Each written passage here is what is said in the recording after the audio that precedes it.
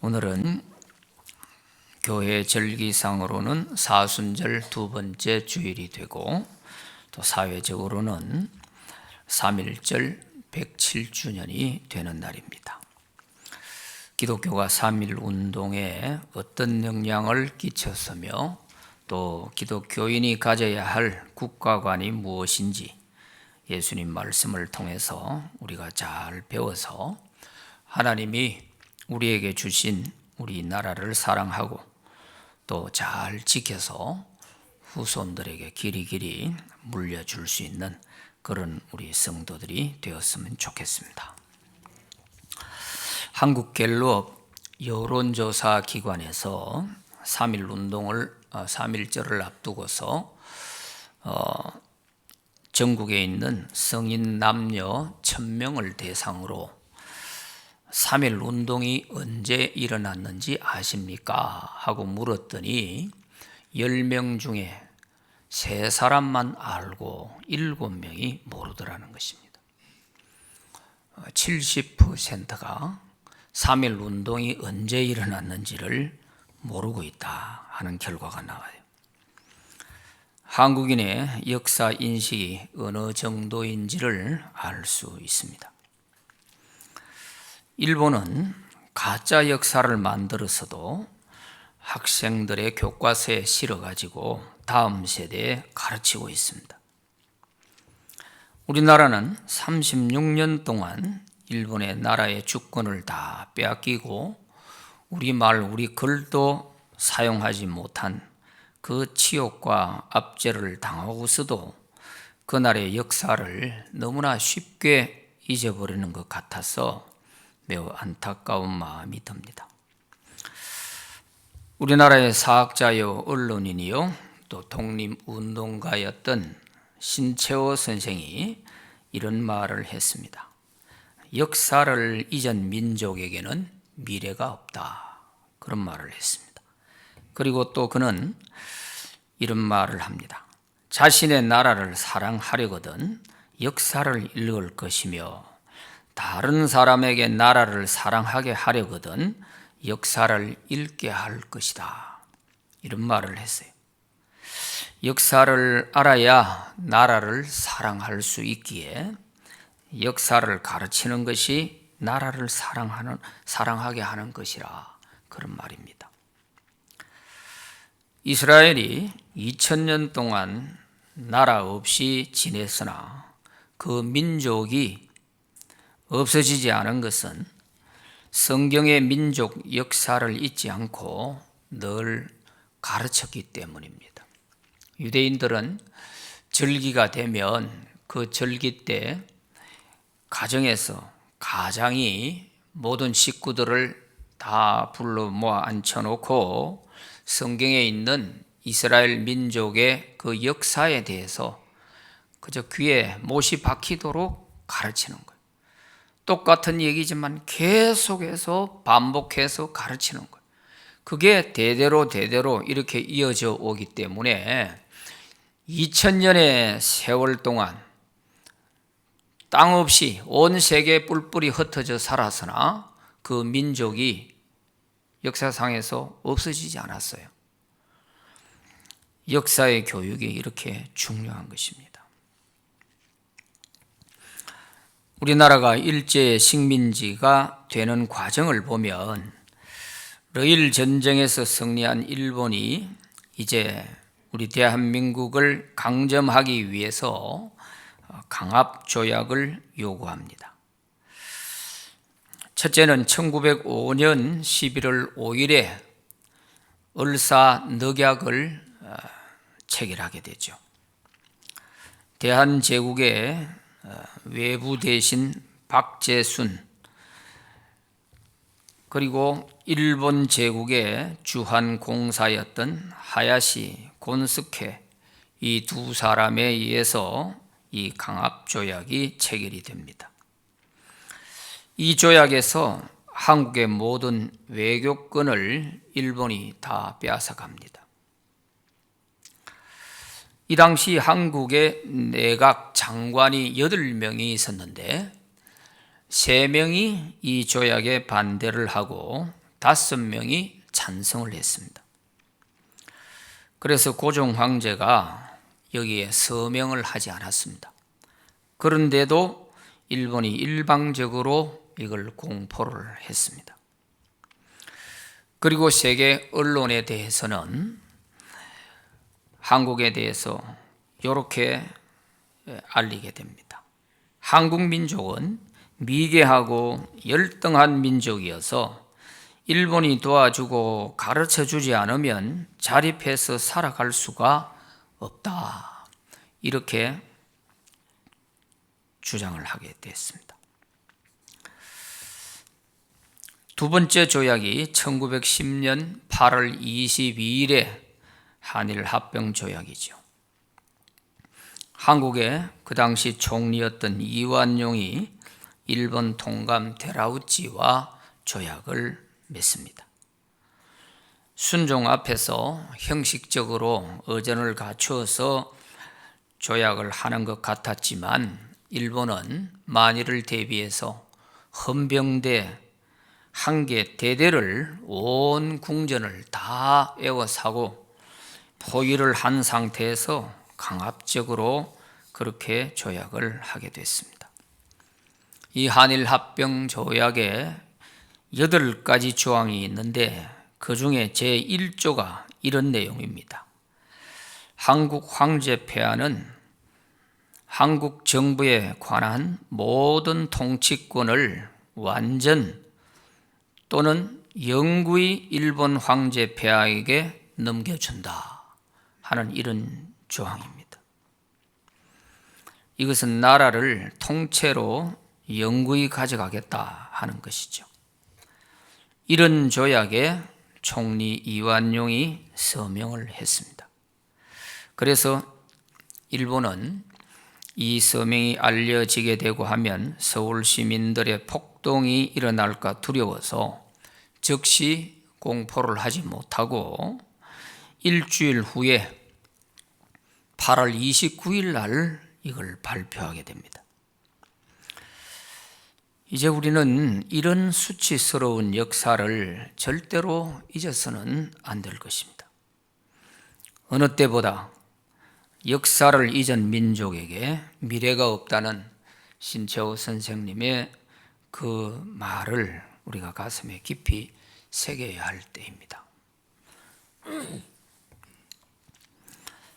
지금은 다음 세대라고 하는 우리 학생들이 학교에서도 역사에 대해서 분명하게 배우지를 못하고 있습니다.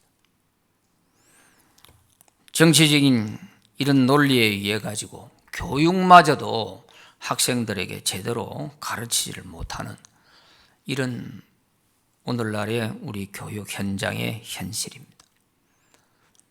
우리나라의 건국 역사에 대해서도 분명하게 말을 못하고 그렇습니다. 참 기가 막힐 일입니다. 1919년 3월 1일 정오 파고다 공원에서 독립선언문을 발표함으로써 전국에 있는 9개 조직을 통하여서 만세운동이 일어났습니다. 이 3.1 운동은 우리 민족이 나라를 사랑하는 숭고한 그 정신을 세계 만방에 알리고자 한 것입니다. 그런데 이 3.1 운동은 기독교인들이 주축이 돼서 시작된 애국운동입니다. 처음에는 1919년 1월 26일에 기독교계 지도자들이 모여가지고 우리가 이 독립선언문을 작성하고 또 이것을 세계 만방에 우리가 알리는 그런 계기로 하자 이렇게 의논이 되어졌습니다. 그런데 이성훈 장로님이 민족 지도자로서 이 당시에 이 기독교계 지도자들과 의논을 하고 또 천도교의 손병희 선생, 불교의 한용운 선생 이런 사람들을 만나가지고 이 기독교에서만 하는 것보다는 전 민족적 거사로 이 3.1 운동을 하는 것이 좋지 않겠소 하고 제의를 해서 다 여기에 합의를 했습니다. 이래서 3.1 운동이 거국적인 전민족적 운동으로 확대될 수가 있었습니다. 그래서 3.1 운동 민족 대표 34민 가운데서 기독교인이 16명, 그리고 천도교인이 15명, 불교인 이렇게 해서 33명이 되는데, 그만큼 기독교인들이 주축이 되어 가지고 이 3.1 운동이 펼쳐져 나갔다 하는 것이죠. 이 3.1 운동으로 인해서 7,509명 이상이 죽었습니다. 또 4만 7천 명이 체포가 되고 감금이 됐습니다. 1만 6천 명이 부상을 입었습니다. 투옥된 사람 4만 7천 명 중에 77%가 기독교인입니다. 파괴된 교회당 수가 47개입니다. 이것만 보더라도 3.1 운동의 그 주축이 바로 기독교 교회였다 하는 것을 알 수가 있죠. 우리가 잘 아는 1919년 4월 15일 오후 2시에 제암리 교회에 교인들과 그 마을 사람들을 다 거짓말로 이렇게 불러 모아가지고 교회당 안에 다 집어넣고 밖에서 전부 문을 다 못을 박아서 폐쇄를 시켜버렸습니다. 그리고 기름을 뿌려서 불을 질러서 다 죽였습니다. 창문으로 튀어나오는 사람은 밖에서 총으로 쏴 죽이고, 이렇게 천인공노할 이런 만행을 저지른 것입니다.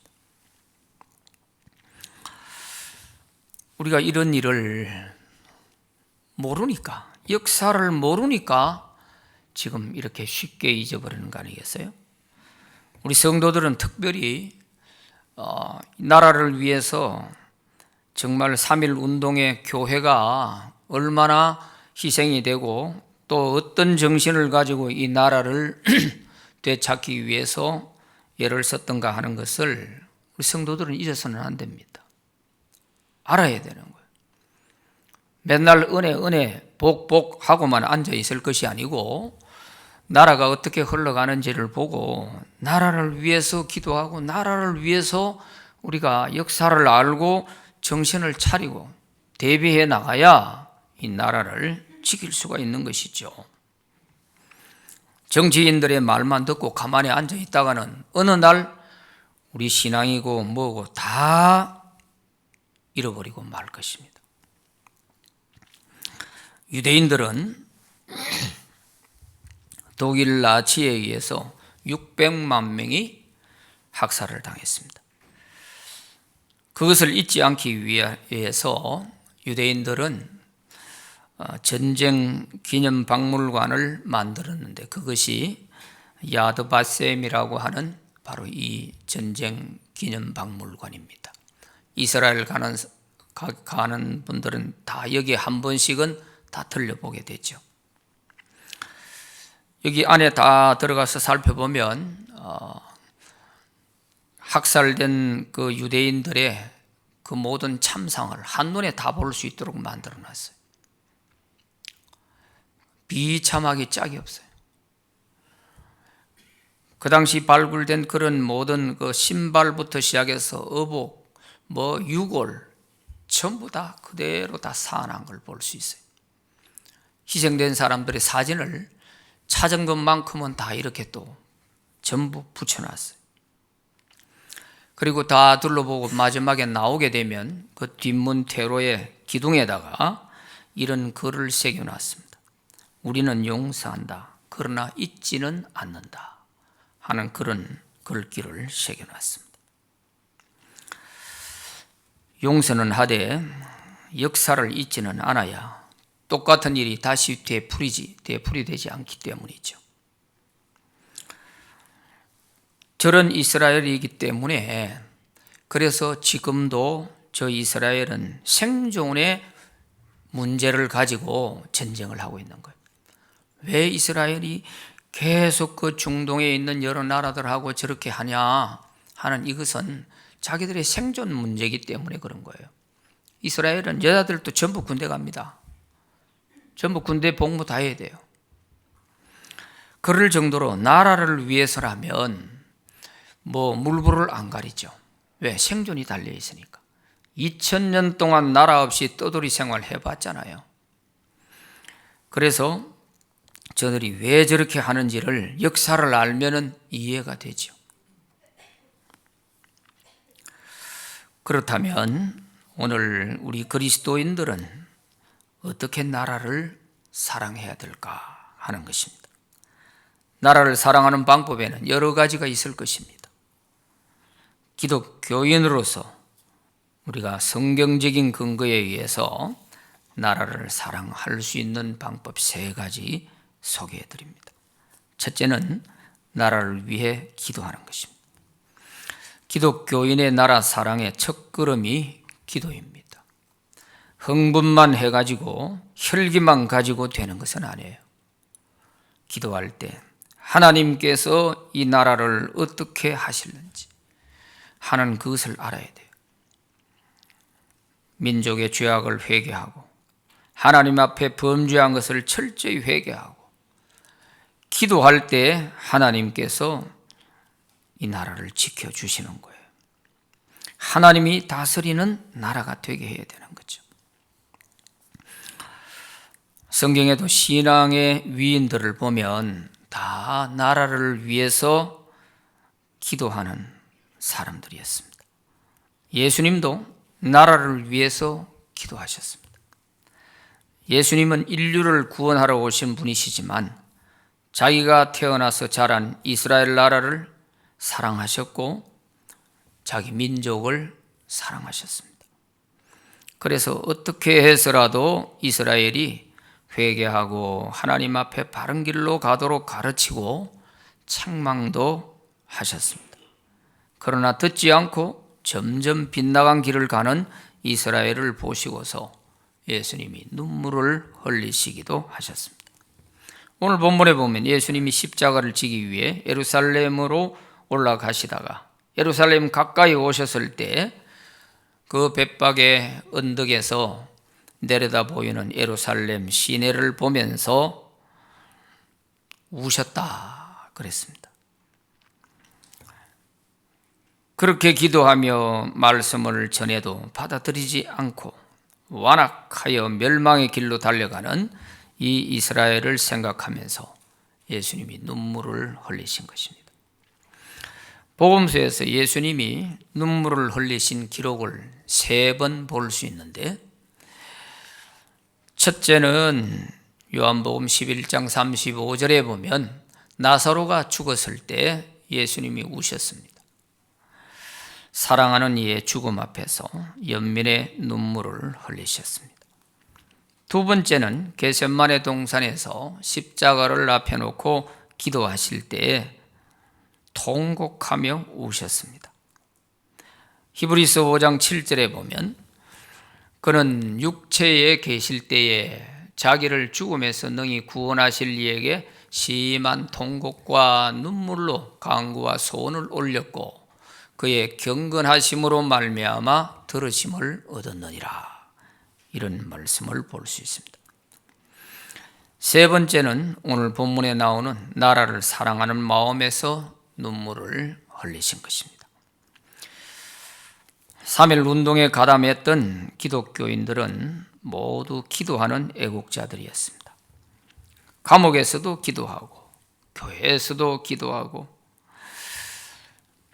나라 독립을 위해 기도한 애국자들이었습니다. 그 기도의 결과로 하나님이 8.15 해방을 주셨습니다. 8.15 해방은 우리 힘으로 되어진 것이 하나도 없습니다. 우리가 3.1 독립운동을 통하여서 몸부림을 치긴 했지만 이것 때문에 해방이 되어진 게 아닙니다. 해방하고는 전혀 상관이 없어요. 우리의 뜻과 전혀 상관없는 어느 날 갑작스런 해방이 주어졌습니다. 이것은 먼저 믿음의 선배들의 그 눈물 어린 기도, 목숨 건 기도, 그 기도의 결과로 하나님이 이 민족을 들어서시기 위해서 해방을 주셨고, 오늘도 그 전쟁의 폐허 이후에 정말 이 짧은 기간 안에 이렇게 대한민국을 세계 속에 우뚝 세워주신 것은 다 기도의 결과로 하나님이 주신 은혜요 복인 것입니다. 누가 뭐라 해도 다른 이유를 붙일 것이 없어요. 계산적으로 나오질 않기 때문이죠. 주기철 목사님이 옥중에 있으면서 기도한 이런 내용이 있습니다. 내 주 예수의 이름이 땅에 떨어지는구나. 평양아 평양아 예의 동방의 내 예루살렘아, 영광이 내게서 떠났도다. 모란봉아 통곡하라. 대동강아 천백세에 흘러가며 나와 함께 울자. 드리리다 드리리다. 이 목숨이나마 주님께 드리리다.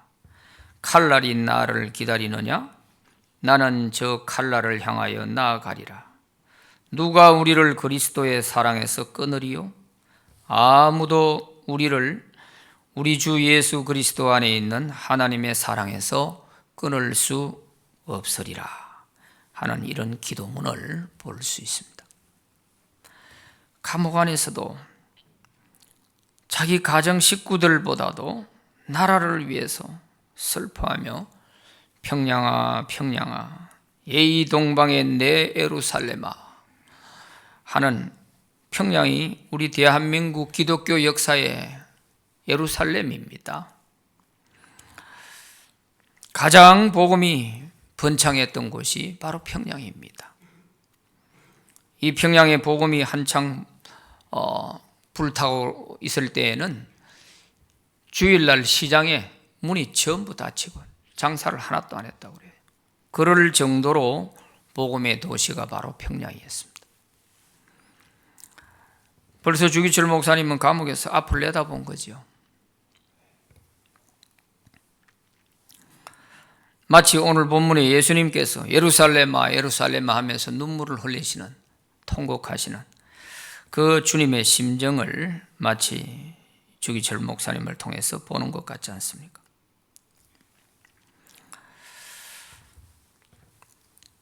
(1920년 9월 28일) 18살 나이로 3.1 운동에 가담했다고 서대문 형무소에서 옥고를 치르다가 생을 마친 유관순 열사는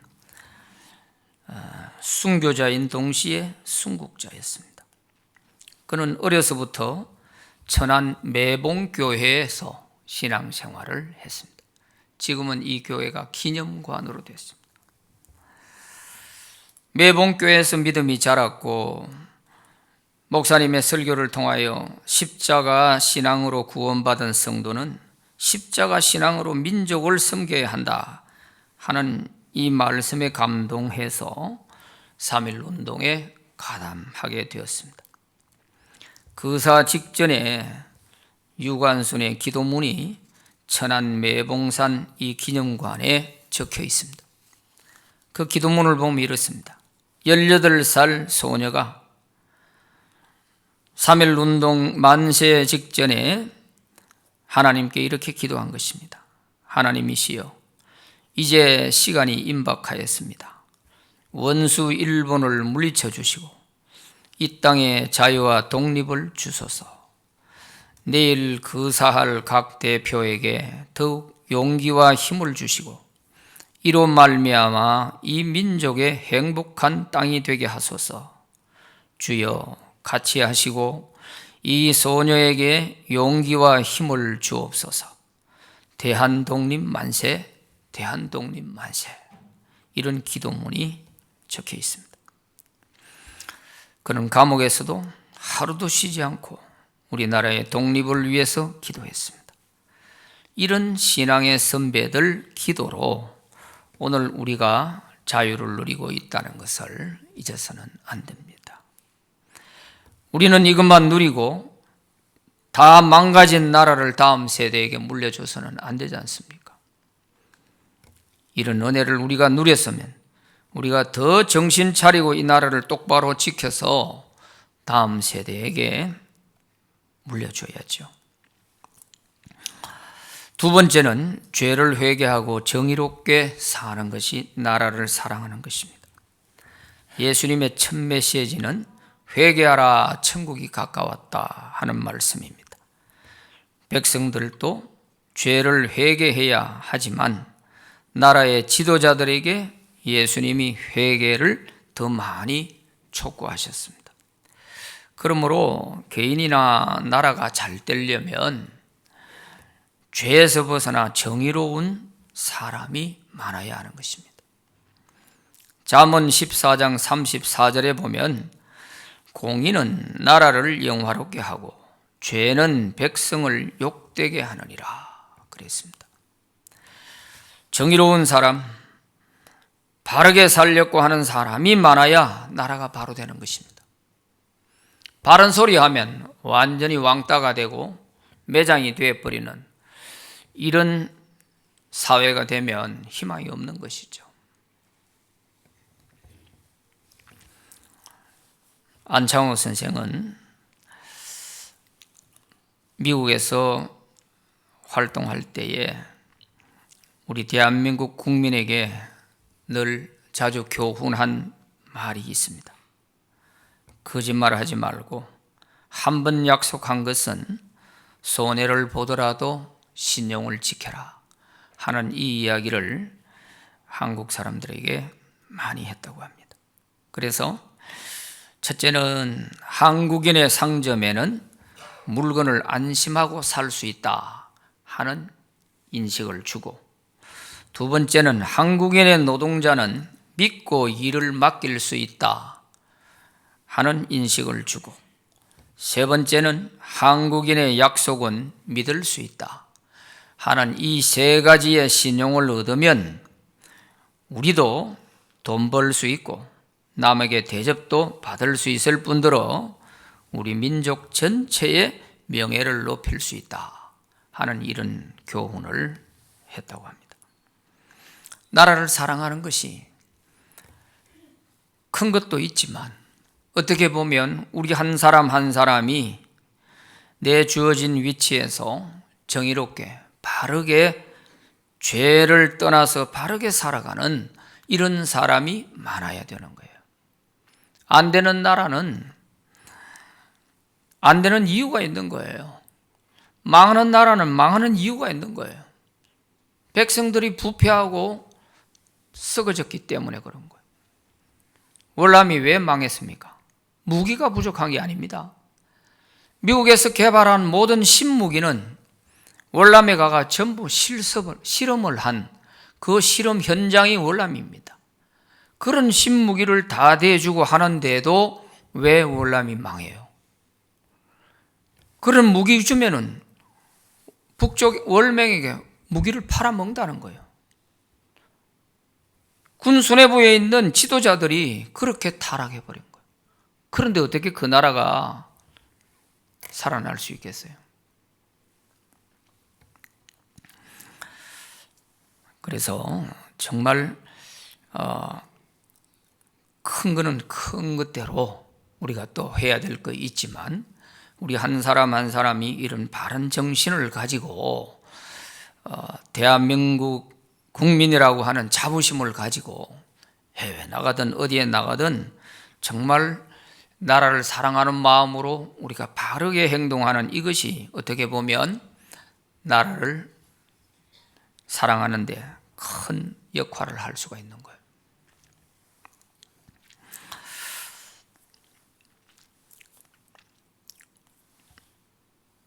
백성들이 죄에서 벗어나는 것이 애국의 지름길입니다.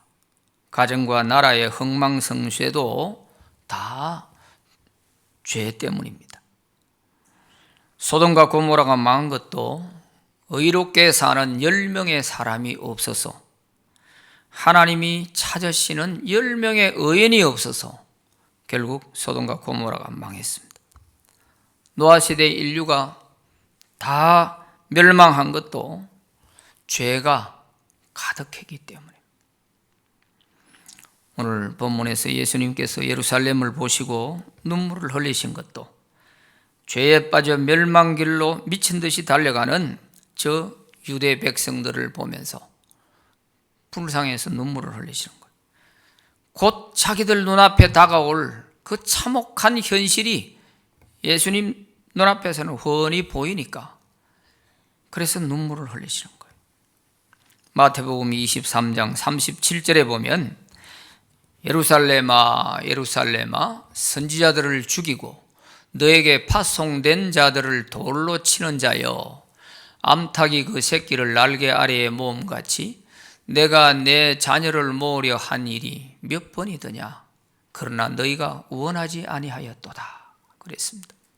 참 가슴이 찢어지는 얘기죠. 하나님이 선지자들을 보내주면 다 죽여버려요. 바른 말 하면 듣기 싫어하는 거예요. 암탉이 그 병아리를 날개 아래 모음같이 내가 네 자녀들을 모으려고 보호하려고 내가 얼마나 했더냐. 그런데도 너희가 그걸 원치 않았다. 기가 막힌 거. 여러분 시골에서 다 닭을 먹여본 사람은 알죠. 암탉이 봄이 되면 병아리를 까가지고 새끼 병아리들이 막 뛰놀다가 하늘에서 독수리가 이렇게 나는 것이 보이면 얼른 암탉은 이 날개를 펴가지고 그 병아리들을 전부 자기 날개 품 안에 다 끌어들여서 보호하고 있는 걸 보지 않습니까? 마치 예수님께서 이 이스라엘 백성들을 품에 품으려고 그렇게 했지만 이들이 원하지 않는 것입니다. 오늘 본문에도 누가복음 19장 41절부터 44절에 보면 참 한 절 한 절이 가슴 저리는 말씀이에요. 가까이 오사 성을 보시고 우시며 이르시되 너도 오늘 평화에 관한 일을 알았더라면 좋을 뻔하였거니와 지금 내 눈에 숨겨졌도다. 날이 이를지라 내 원수들이 토둔을 쌓고 너를 둘러 사면으로 가두고 또 너와 및 그 가운데 있는 내 자식들을 땅에 메어 치며 돌 하나도 돌 위에 남기지 아니하리니 이는 내가 보살핌 받는 날을 알지 못함을 인함이니라 하시니라 하는 말씀입니다. 자, 여기 보면 너를 사면으로 가두고 내 자식들을 땅에 메어 치며 돌 위에 돌 하나도 포개지는 것이 없이 다 회파될 것이다. 이것은 곧 다가오게 될 예루살렘의 멸망에 대한 참상을 말씀하신 것입니다. 서기 70년에 예수님 돌아가시고 27년 후지요. 서기 70년에 로마 티토 장군에 의해서 예루살렘이 이제 멸망하게 됩니다. 이때 그 예루살렘의 최후의 날이라고 하는 영화도 나왔습니다만 얼마나 비참한지 말로 다 할 수가 없어요. 그 예루살렘 성 전체를 로마 군사들이 둘러싸고 가두어서 죽이는 거예요. 그래서 안에서 죽거나 밖에서 죽거나 뭐 하고 튀어나오는 사람들은 전부 나오는 쪽쪽 다 죽이는데 그 안에서 밖에 나가면은 이제 다른 걸 가져가지 못하니까 이런 귀금속 같은 이런 것들은 전부 집어삼키고 배 안에 넣고 나오는 거예요. 이것이 정보가 유출되면서 밖에 로마 군사들은 밖으로 튀어나오는 사람마다 죽여가지고 전부 배를 갈랐어요. 왜? 안에 귀금속이 있다는 걸 알고. 이럴 정도로 처참하게 죽었어요. 100만 명이 죽었습니다. 예수님이 이 예언의 말씀을 하시고 40년이 채 못 돼서 그런 일이 눈앞에 닥친 것이죠. 아마 그 당시는 깨달았는지 모르지만 참 예수님이 눈물을 흘리시면서 이렇게 말씀하실 때 어느 누구 지도자 한 사람이라도 깨닫는 사람이 있었더라면 이런 화는 면할 수가 있었을 것입니다. 우리나라가 일제의 탄압을 받게 된 것도 우리 민족 지도자들이 저지른 죄악이 큽니다. 하나님 앞에 지은 죄악이 말로 다 할 수 없어요. 4대 사화를 통해서 교인들을 얼마나 많이 죽였는지 모릅니다. 10,000명이 넘게 순교를 당했습니다. 1801년에 신유박해가 있었죠. 1839년에 기해박해가 있었습니다. 1846년에 병호박해가 있었고 1866년에는 병인박해가 있습니다. 대원군 세국 정책에 의해서 이 당시 이 교인들에 대해서 무참히 죽였습니다. 세남터가 교인들 사형 처형 장소였습니다. 목을 잘라서 매달아 놓는 거예요. 이름도 다 모르는 수없는 사람들이 죽었어요. 자, 이러한 그 민족적 지도자들의 죄악, 하나님이 보실 때는 그냥 넘어갈 수가 없는 죄들이죠. 그 대가가 너무 가혹했던 것입니다. 36년 동안이나 나라를 빼앗기고 그 엄청난 고통을 받게 되는 것입니다. 그러므로 나라를 사랑하는 길은 위정자들로부터 모든 백성이 하나님 앞에서 정의롭게 사는 것입니다. 세 번째는 민족 복음화가 나라 사랑의 지름길입니다. 예수님이 눈물을 흘리신 것도 이스라엘 백성이 주님 품으로 돌아오지 않고 주님을 배척했기 때문이지 않습니까? 사도 바울도 자기 민족이 예수를 믿지 않는 것에 대해서 너무 가슴 아프게 생각했어요. 그래서 내가 그리스도에게서 저주를 받아 끊어진다 할지라도 내 민족 이스라엘이 예수 믿고 돌아왔으면 좋겠다 하는 그런 고백을 로마서 9장 1절에서 3절까지의 바울의 고백을 볼 수가 있는 거예요.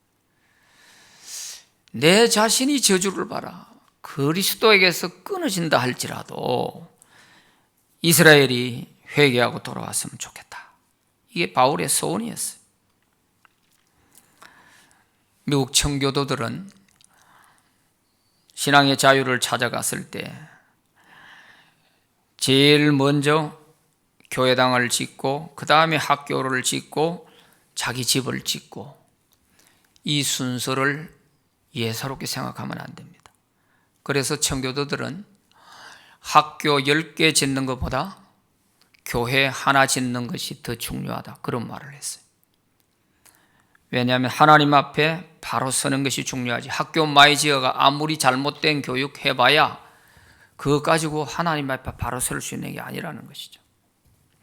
그래서 정말 우리가 한 사람이라도 똑바로 예수 믿게 만들어 놓으면 그것이 나라를 살릴 수 있는 길이 되죠. 지금도 정치 지도자들 우리가 전도 못한 죄가 많은 거예요. 그 사람들 제대로 우리가 전도해서 확실한 신자 만들어 놨으면 이렇게 되지는 않았을 거 아니에요. 하나님이 기회도 많이 주셨어요. 장로님이 대통령이 될 수 있는 기회가 몇 번이 있었잖아요. 그럼에도 불구하고 나라가 왜 이렇게 돼 있냔 말이에요. 그때 좀 제대로 바로 틀을 잡아 놨어야죠. 그 기회 다 놓치고 나니까 이제는 제 마음대로 하는 사람이 다 주물르고 있잖아요. 이게 참 가슴 아픈 일이죠. 신명기 28장 1절에 네가 내 하나님 여호와의 말씀을 삼가 듣고 내가 오늘 너에게 명령하는 그의 모든 명령을 지켜 행하면 내 하나님 여호와께서 너를 세계 모든 민족 위에 뛰어나게 하실 것이라. 그렇게 말씀하셨습니다. 하나님을 자기 하나님으로 삼은 나라 곧 하나님의 기업으로 선택된 백성은 복이 있다. 시편 33편 12절에서도 말씀하십니다. 우상 숭배는 전혀 나라에 도움이 되지 않습니다. 민족과 세계를 위해 복음을 전함으로써 이것이 애국애족하는 길이 됩니다.